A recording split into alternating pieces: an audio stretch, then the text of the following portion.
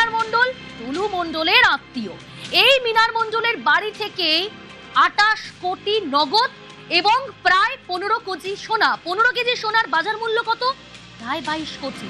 সব মিলিয়ে 50 কোটির কাছাকাছি এই মিনার মণ্ডলের বাড়িতে রেখেছিল টুলু মণ্ডল। মিনার মণ্ডলকে টুলু মণ্ডলের আত্মীয় টাকা রেখে সোনা রেখে যাবজ্জীবন। মিনারের বিরুদ্ধে কড়া ধারায় মামলা পুলিশের জালে টুলুর আত্মীয় মিনার মণ্ডল।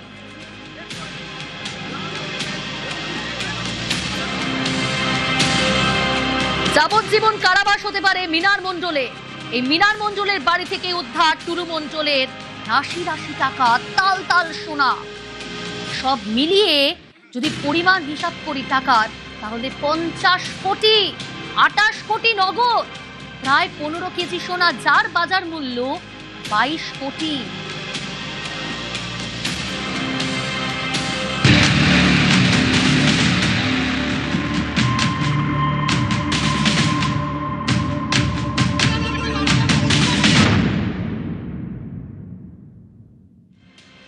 সোনার বাংলা, সোনার বাংলায় সোনার ফসল, এই কথাগুলো আমরা সবসময় বলি।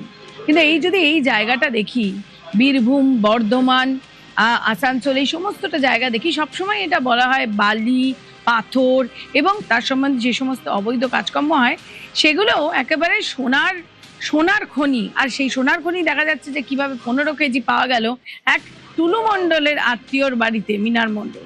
এবং সেটাতেই দেখা গেল যে কিভাবে কোটি কোটি টাকা এই বালি থেকে সোনা হচ্ছে, পাথর থেকে সোনা হচ্ছে, কয়লা থেকে সোনা হচ্ছে। তবে এবার খুব গুরুত্বপূর্ণভাবে এই যে টুলু মণ্ডলের যে মিনার মণ্ডল, তাকে যে গ্রেপ্তার করা হয়েছে, এই বিষয়টা কিন্তু হালকাভাবে নিলে একেবারেই চলবে না। কারণ এই যে সিন্ডিকেট, এই যে পাচার, এই যে স্মাগলিং, এর সঙ্গে যারা জড়িত, তাদের কিন্তু ভয়ঙ্কর কাল আসতে চলেছে। কেন? আমার সঙ্গে রয়েছে, আমি যে বইটা নিয়ে আছি, এটা হচ্ছে ক্রিমিনাল ম্যানুয়াল বিএনএস এর, অর্থাৎ বিএনএস এর সমস্ত সেকশন কি, সেই সমস্ত কিছু এর মধ্যে লেখা থাকে। এই যে মিনার মণ্ডল, এই যে যাকে গ্রেপ্তার করা হয়েছে, যার বাড়ি থেকে এত কোটি কোটি টাকা, 50 কোটির মতো টাকা, 50 কোটি ভ্যালুয়েশন, অর্থাৎ 29 কোটির কাছাকাছি, আর ওইদিকে 15 কেজি সোনা, সব মেলালে 50 কোটির উপরের ভ্যালুয়েশন যে পাওয়া গেছে, তাকে গ্রেপ্তার করা হয়েছে। তাকে গ্রেপ্তার করে চিটিং, কনস্পিরেসি, এই ধরনের সেকশনগুলো তো দেওয়া হয়েছে। কিন্তু একটা সেকশন, যে সেকশন একেবারে বলা যেতে পারে শিরদাঁড়া কাঁপিয়ে দিতে পারে এইসব সিন্ডিকেট রাজের মাথাদের, সেটা হচ্ছে 111 ক্লজ 4। এই যে ক্রিমিনাল ম্যানুয়াল, এই ক্রিমিনাল ম্যানুয়ালটা ভালো করে দেখুন। এই ক্রিমিনাল ম্যানুয়াল থেকেই আমরা সমস্ত কিছু জানতে পারি। এবং এটা কিন্তু যখন আইপিসি ছিল তখন এই সেকশন ছিল না। এই 111 ক্লজ 4 দেখুন, এখানে লেখা আছে যে it's being a member of an organised crime syndicate.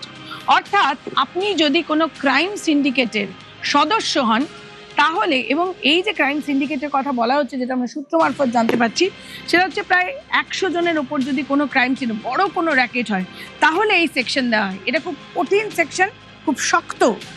এর যে সাজা, সেটাও কিন্তু খুব কঠিন। কি বলছে?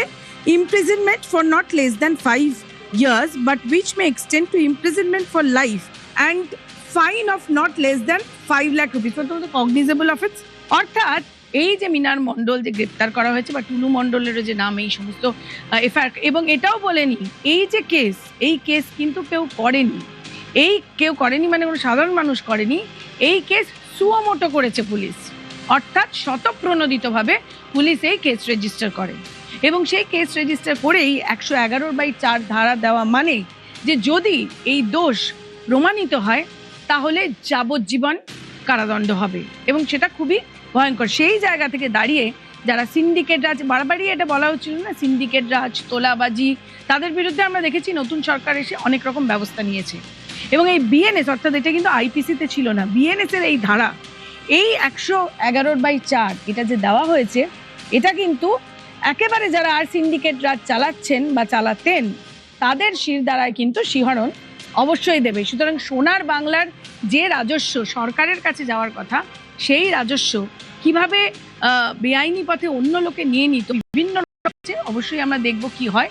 তবে 111/4 কিন্তু যারা সিন্ডিকেট রাজ চালান তারা সাবধান থাকুন।